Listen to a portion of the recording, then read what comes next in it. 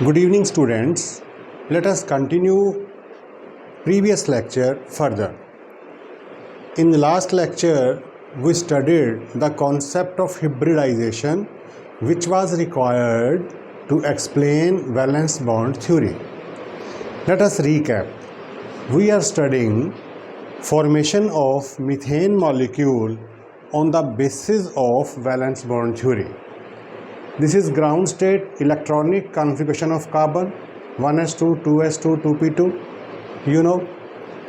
and one point of valence bond theory states that only those valence shell orbitals will take part in bonding which have unpaired electron. But in carbon 2s2, 2p2 configuration, only these two orbitals px and py have unpaired electron. 2s has a pair of electron and 2pz is vacant. That is why these two are not eligible as per valence bond theory to form a chemical bond, to form a covalent bond. To remove this objection, we inserted the concept of excited state. One electron from 2s orbital is promoted to 2p by gaining energy. This difference of energy is small. It is achieved when these two electron pairs form their chemical bonds. Energy is released when a bond is formed. So we can say that this small amount of energy is attainable by the atom. So this electron from here is promoted to 2p, excited state, promoted state has been formed. Now in valence shell, carbon has 4 orbitals with unpaired electrons. So carbon is eligible to form 4 bonds. But again, one more serious objection is there, that when these 4 unpaired electrons overlap their orbital with s orbital of hydrogen, one bond will involve ss overlapping, other 3 will involve sp overlapping. So one bond in methane should be different from the other 3. But practical facts prove that all CH bonds in methane are same. All bond parameters are same. Now to remove this objection, we inserted a concept of hybridization, that valence shell orbitals of an atom undergo intermixing and result into equal number of orbitals having same energies and identical shapes. So these 4 orbitals in methane intermixed, resulting into these 4, and we named them as sp3 because 1s and 3p have intermixed. Now all have same energies, all are at same level, same energy level, same energies, same shapes. Their shapes have 25% s character and 75% p character. So these 4 have intermixed together to make 4 these hybridized orbitals. Okay, now hybridized orbitals have a tendency due to electron repulsions to remain maximum away from each other, and when these remain maximum away, these give a shape to the molecule. See here, when these 4 hybridized orbitals of methane, these 4, we draw it like this. This is one hybridized orbital, this is other. These all will remain along corners of a tetrahedron at an angle of 109 degrees 28 minutes. This is out of the plane, and this is behind the plane. That is why you are seeing it like this. So these are the corners of a regular tetrahedron. And what are these four? These four are the sp3 hybridized orbitals of a carbon atom. Clear?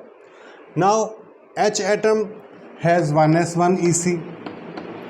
It has one orbital, s orbital, which is spherically shaped.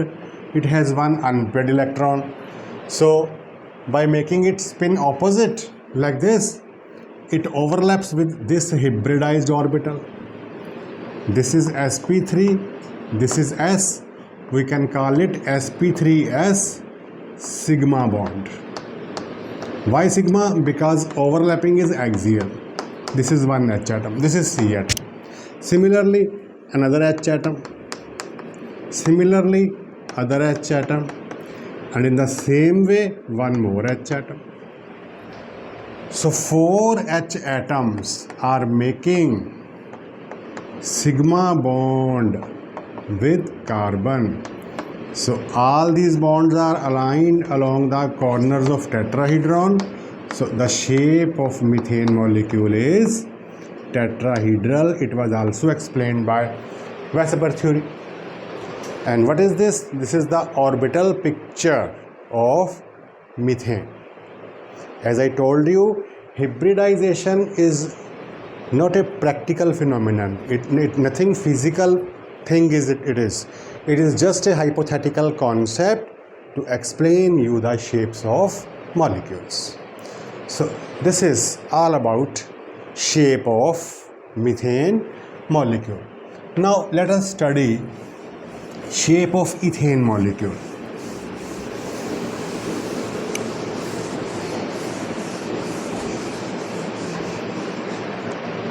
Ethane C2H6. If we write Lewis dot structure, this carbon shares its 4 valence electrons like this, one with other carbon and 3 with H atoms by mutual sharing. So both carbon atoms are sharing their 4 electrons, one with each other and 3 with H atoms. All bonds are single, so all bonds are sigma. Each carbon is forming 4 sigma bonds. Clear?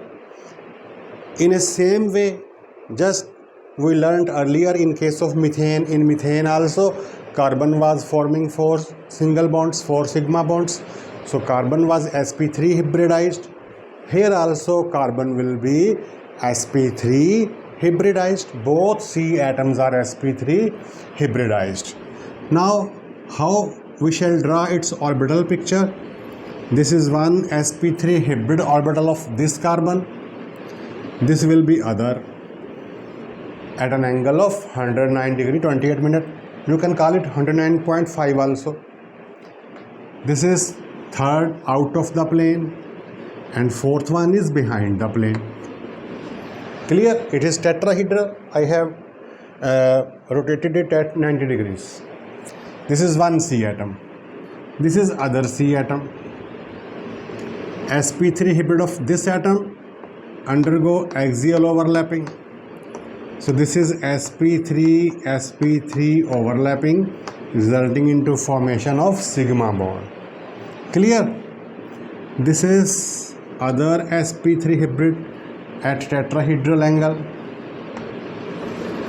Third one out of the plane and fourth one behind the plane. Now one H atom sp3 overlapping sigma. Similarly, this is also sp3 sigma, sp3 sigma. These are H atoms.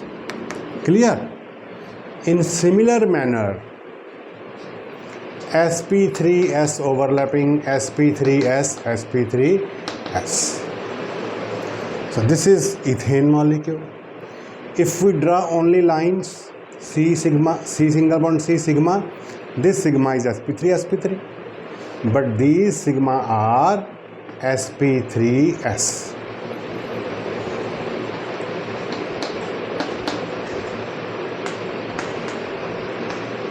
Clear? So this is orbital picture of methane molecule. Now you also have to learn their bond parameters. Like this single bond length is 1.54 degree angstrom. In your books the bond lengths may be in angstrom units or in picometers, which you can interconvert. This CR single bond is about 1.09 degree angstrom. You can learn it from your books. So this is orbital picture of ethane molecule. Similarly, if you want to draw picture of propane, one of the H will be replaced by next sp3 carbon. Butane, one of the H, next sp3 carbon, and like this. So all molecules in which there is single bond between C atoms, when a C atom is forming 4 single bonds, that C atom undergoes sp3 hybridization. Now let us learn sp2 hybridization, which takes place in many molecules when carbon forms a multiple bond, when carbon forms only 3 sigma bonds. Clear? Like we have C2H4 molecule. If we write its Lewis dot structure, both carbon get 2 H atoms. To complete their octet, they will have to share 2 pairs of electrons, mutually sharing, and this will be the Lewis dot structure.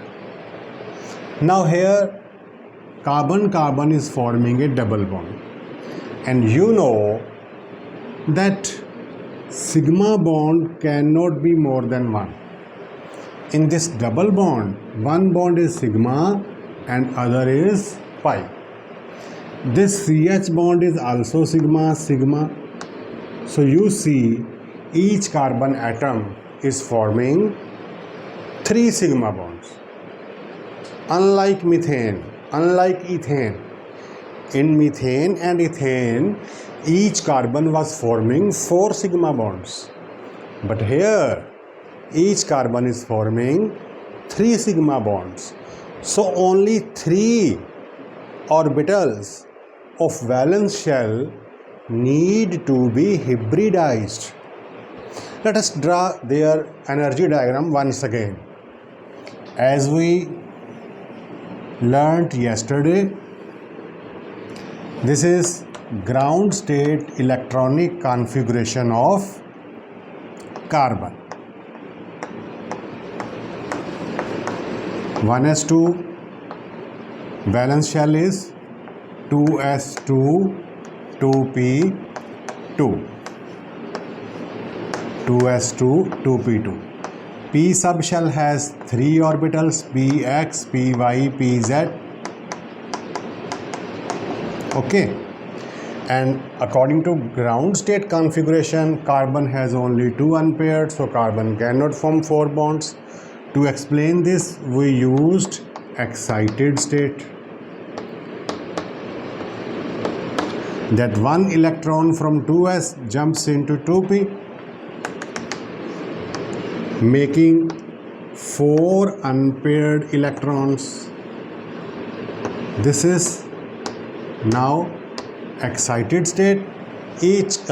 Carbon is having now 4 unpaired electrons in valence shell, so carbon can form total 4 bonds. Total bonds are 4, okay, but sigma bonds are 3. Now we shall draw hybridized state electronic configuration of carbon. See, now carbon has to make only 3 sigma bonds, so only 3 orbitals of valence shell are required to be hybridized. Okay, so energy सबसे कम किसकी थी? इसकी, फिर इन तीनों की है, तो इसको इंटरमिक्स कराएगा और इन दोनों को कराएगा। इट विल बी लेफ्ट, इसको नहीं शामिल किया जाएगा, इसकी ज़रूरत नहीं है, तुम रेस्ट करो।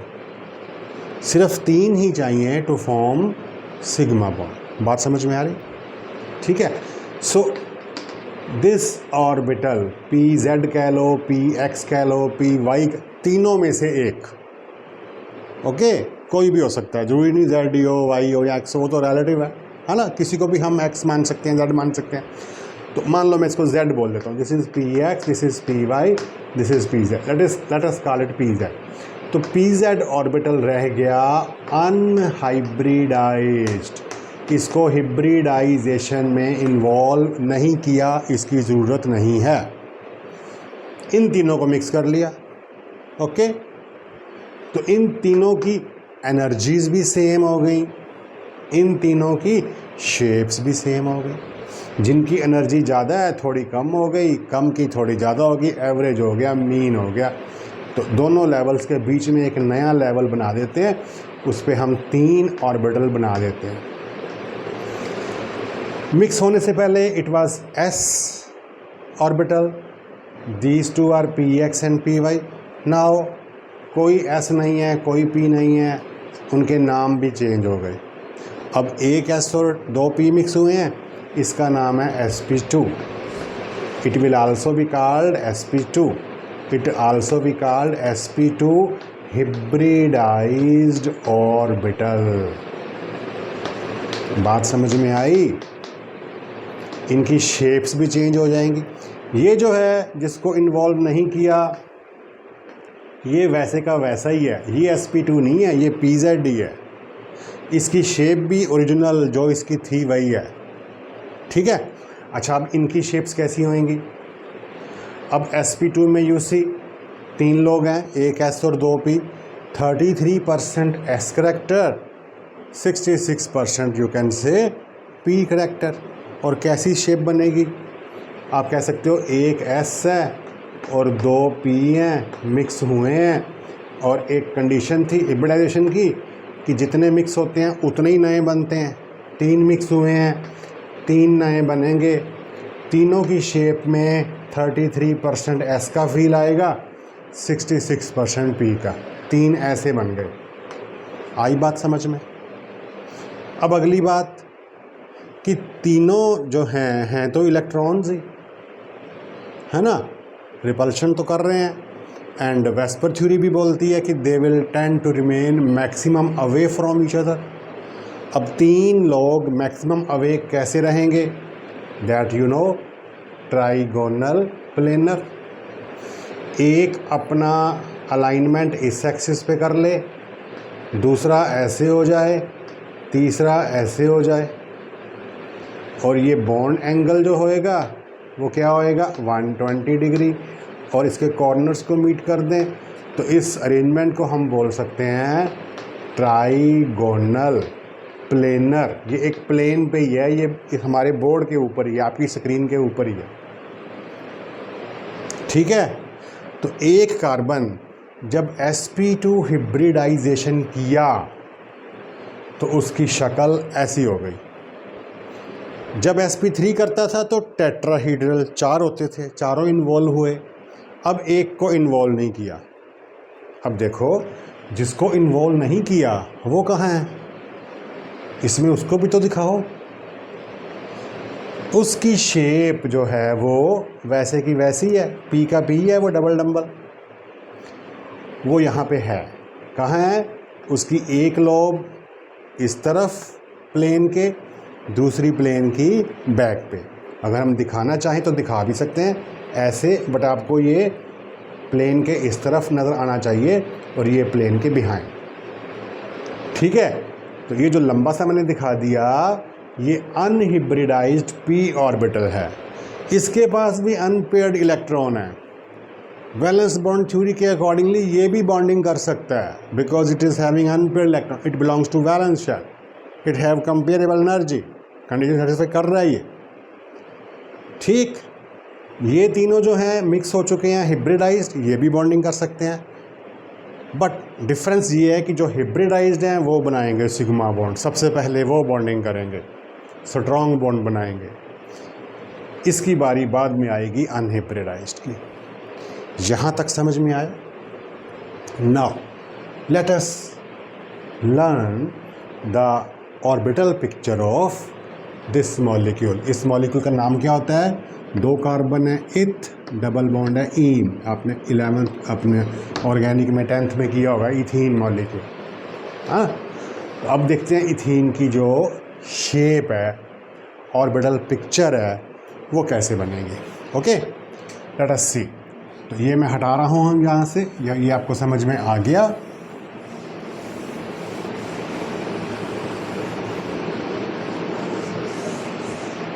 देखो, तो एक sp3 हाइब्रिड, सॉरी sp2 3 नहीं, sp2 हाइब्रिड ऑर्बिटल कार्बन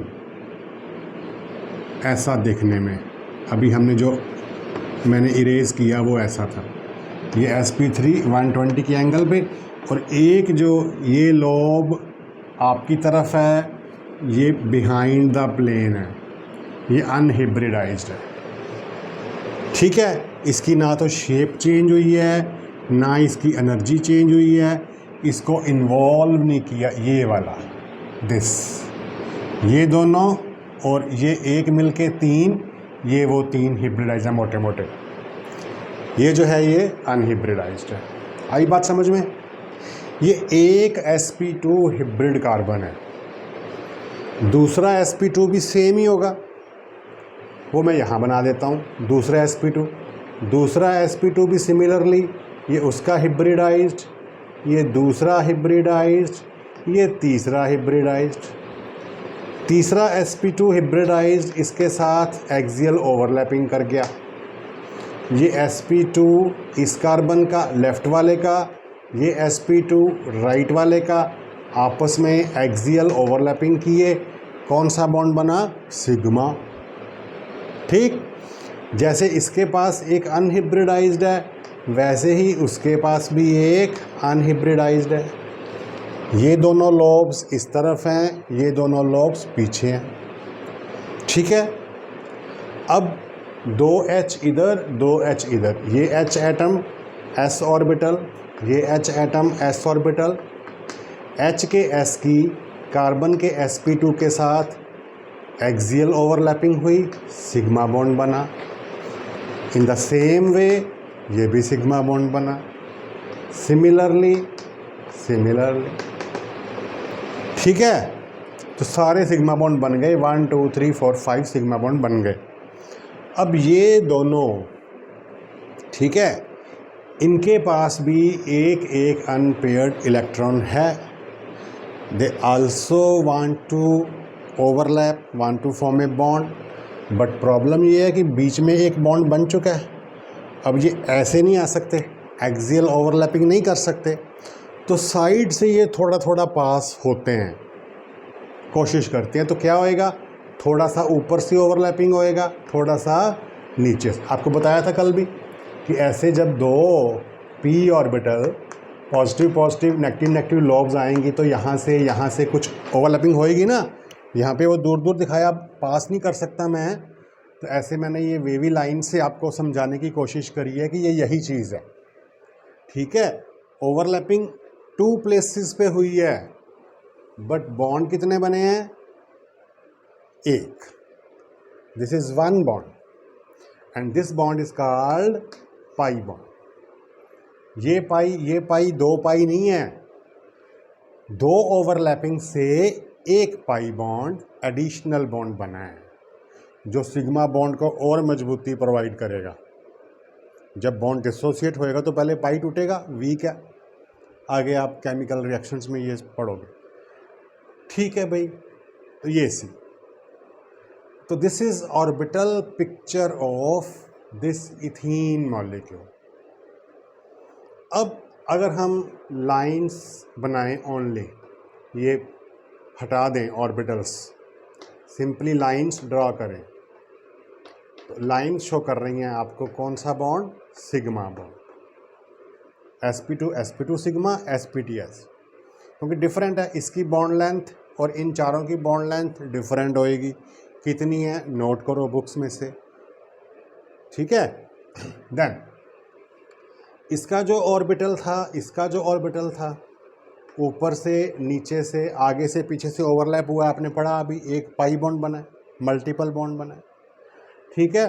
तो एक्चुअली अगर हम इसकी ऑर्बिटल पिक्चर बनाएं रियल में, व्हाट हैपन्स कि एक इलेक्ट्रॉन का जो ओवरलैपिंग का क्लाउड है ना वो ऊपर है और एक जो है वो नीचे है, ठीक है। ये पाई इलेक्ट्रॉन का क्लाउड बन गया। तो मतलब एक पाई बॉन्ड का मतलब होता है 2 cloud. 1 pi bond means 2 pi electron clouds on 2 sides of A sigma bond. Sigma नहीं होता तो पाई बन ही नहीं सकता, सिग्मा बनेगा तो उसके बाद ही पाई बनेगा। तो एक पाई बॉन्ड बनने का मतलब है कि सिग्मा बॉन्ड के ऊपर और नीचे या आगे और पीछे पाई इलेक्ट्रॉन का एक क्लाउड आ गया, ठीक है। तो इसको हम ऐसे 2 लाइन से भी शो कर सकते हैं। जब भी डबल बॉन्ड दिखाया हो, अब आपको याद रहना चाहिए कि double bond means 1 sigma which is formed first and the other is pi, and pi means pi electron cloud on 2 sides of a sigma bond. Clear. इनके बॉन्ड पैरामीटर्स आप लिख ही लोगे बुक में से। बॉन्ड एंगल कितना होएगा ये वाला, अप्रोक्सीमेटली 120 119 शायद होता है, तो वो भी आप लर्न करो, लिखो। So this was sp2 hybridisation in ethene.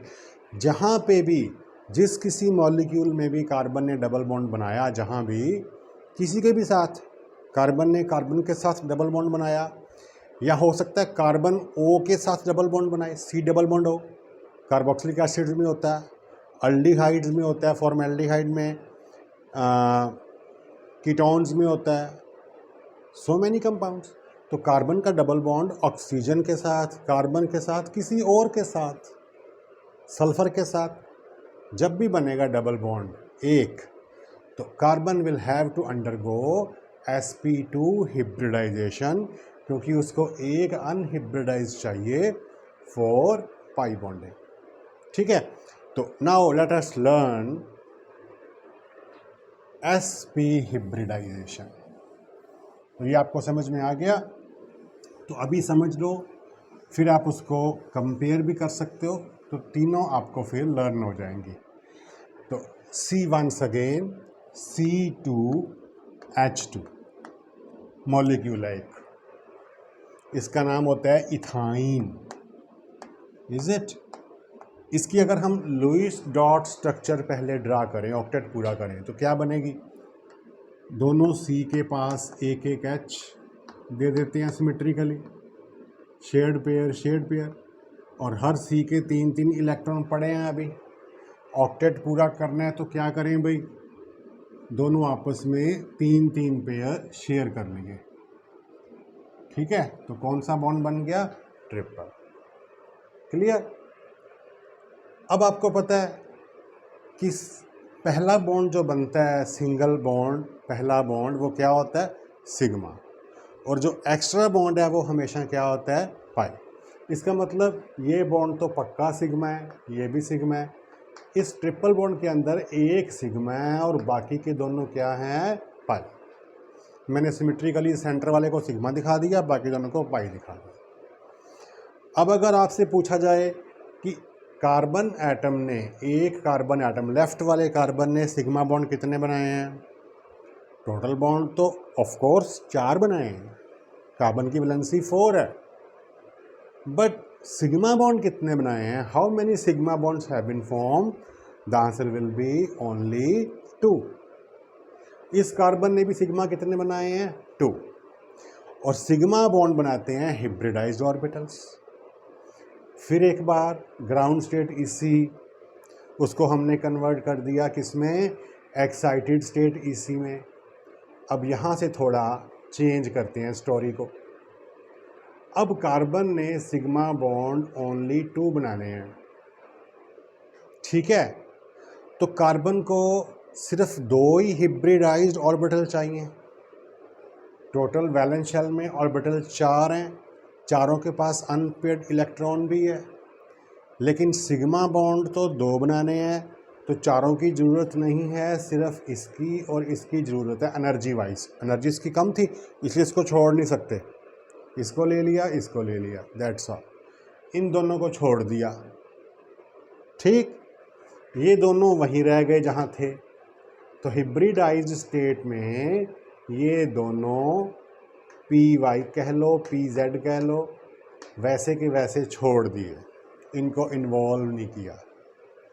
ये दो इन्वॉल्व हो गए, इन दोनों की एनर्जी भी सेम हो गई और शेप भी सेम, इसकी थोड़ी बढ़ गई, इसकी थोड़ी कम हो गई। जैसे दो फ्रेंड्स हों, दोनों जा रहे हैं मूवी देखने, एक ही पॉकेट में 200 रुपीज़ हैं, एक ही पॉकेट में सपोज 300 रुपीज़ हैं, और टिकट 250 की है।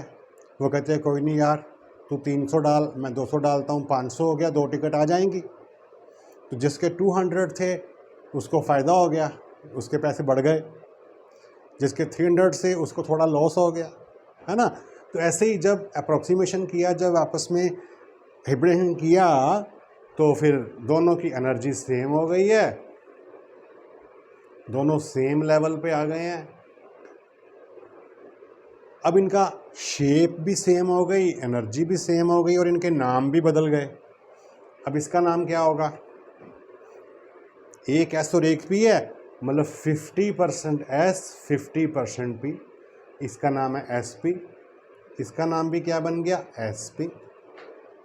दोनों की शेप भी चेंज हो गई, ठीक है। ये एस पी हिब्रिडाइज्ड ऑर्बिटल्स हैं, और ये पी वाई पी जेड वैसे के वैसे पड़े हैं, ना तो इनकी शेप चेंज हुई है, डंबल के डंबल ही हैं।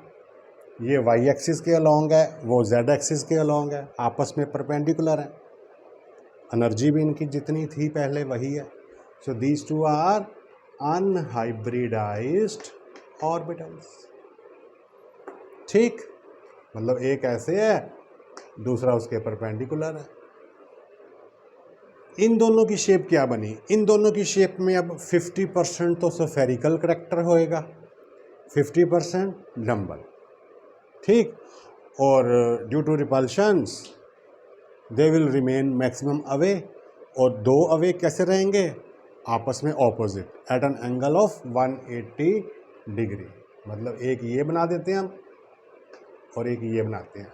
एज्यूम कर लो कि 50% एस है, 50% पी है, एंगल कौन सा? 180 का। तो ये दोनों ये दोनों sp हिब्रिडाइज्ड कार्बन के हिब्रिडाइज्ड ऑर्बिटल्स हैं, ये वाला और ये वाला, ये वाला और ये वाला। लेकिन ये भी तो हैं, इनके पास भी अनपेड इलेक्ट्रॉन है। अगर ये दोनों इस बोर्ड पे हैं, प्लेन पे हैं, तो ये इमेजिन कर लो पी वाई है, और पी जेड कहाँ जाएगा? एक लोब प्लेन से बाहर, एक प्लेन के पीछे, ये पीछे वाली और ये आगे वाली।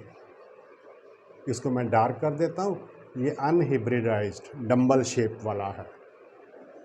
तो ये एक कार्बन है sp हिब्रिडाइज्ड। बात समझ में आई? ठीक है। अब जब भी कहीं कार्बन ट्रिपल बॉन्ड बनाएगा किसी दूसरे कार्बन से या किसी और एटम से, जैसे आपको पता है कि C ट्रिपल बॉन्ड N भी होता है, HCN molecule, RCN alkyl cyanide होते हैं ना, तो इसमें भी कार्बन का ट्रिपल है, इसमें भी एक सिग्मा होएगा, 2 पाई होएंगे, और कार्बन को इन्वॉल्व करनी पड़ेगी sp हिब्रिडाइजेशन। क्लियर? तो कार्बन का ट्रिपल बॉन्ड चाहे कार्बन से हो, चाहे N से हो, चाहे किसी और से हो, देखना कोई और, ठीक है। तो sp होएगी, जब डबल है तो sp2 होएगी। चलो अब हम देखते हैं इथाइन मॉलिक्यूल की ऑर्बिटल पिक्चर, जैसे इथीन की बनाई थी। तो इसको मैं हटा देता हूँ। ये आपने देख लिया एक C एटम जो sp हिब्रिडाइज्ड है, ये दोनों हिब्रिडाइज्ड ऑर्बिटल हैं, ये डार्क किए हैं जो अनहिब्रिडाइज्ड है। 2 कार्बन है, ये मान लो राइट वाला कार्बन हो गया, दूसरा कार्बन भी सिमिलरली sp2 हिब्रिडाइज्ड है। सॉरी sp हिब्रिडाइज्ड है, ये उसका एक sp ऐसे इसके साथ sp सिग्मा बॉन्ड बना रहा है, ठीक है। दूसरा ऑपोजिट साइड पे इधर रेडी है बॉन्डिंग करने के लिए। इसके पास भी ऐसा एक लॉब अनहिब्रिडाइज्ड की, ऐसे एक बिहाइंड द प्लेन, एक हमारी तरफ, समझ में आ रहा, ये भी बॉन्डिंग कर सकते हैं। इसमें एक H के साथ ओवरलैपिंग कर ली, ये हो गया SSP सिग्मा। सिमिलरली ये भी हो गया SSP सिग्मा, ठीक है। अब एक बार और नोट करो, CH बॉन्ड लेंथ जो है, आपने पढ़ा मीथेन में कार्बन का sp3 H के S के साथ बॉन्डिंग कर रहा है ना, इथेन में भी। लेकिन इथीन में कार्बन का sp2 H के S से बॉन्डिंग कर रहा है, इथाइन में कार्बन का sp S से बॉन्डिंग कर रहा है। तो क्या CH bond length methane, ethane, ethene, ethyne सब में सेम होएगी? देखना बुक्स में, बॉन्ड लेंथ की वैल्यूज़ चेक करना और बताना मेरे को कि किस में CH बॉन्ड लेंथ ज़्यादा है, किस में कम है, और उसका लॉजिक भी ढूंढना, रीज़न क्या है, ठीक है भाई। चलो वापस आओ, सिग्मा बॉन्ड बन गए। अब इनके पास भी अनपेयर्ड इलेक्ट्रॉन्स हैं, they also want to make bond, but problem कि सेंटर में सिग्मा बॉन्ड बन चुका है, उसको तोड़े बिना तो ये एक्सियल ओवरलैपिंग कर नहीं सकते। तो इनके पास एक ही ऑप्शन है कि जो ऐसे आपस में पैरेलल हैं वो ऊपर से थोड़ा सा, नीचे से थोड़ा सा ओवरलैप कर दिए, दो क्लाउड बने, एक पाई बॉन्ड बना, इज इट। सिमिलरली जो आपस में ऐसे परपेंडिकुलर हैं, पीछे से और आगे से थोड़ा थोड़ा ओवरलैप कर गए, दो ओवरलैपिंग, एक पाई बॉन्ड, ये बन गया। टोटल 4 ओवरलैपिंग हुई हैं और पाई बॉन्ड 2 बने हैं, ठीक है। इसको हम थोड़ा सा दिखाएं कि सिग्मा बॉन्ड को हम लाइंस से दिखा देते हैं।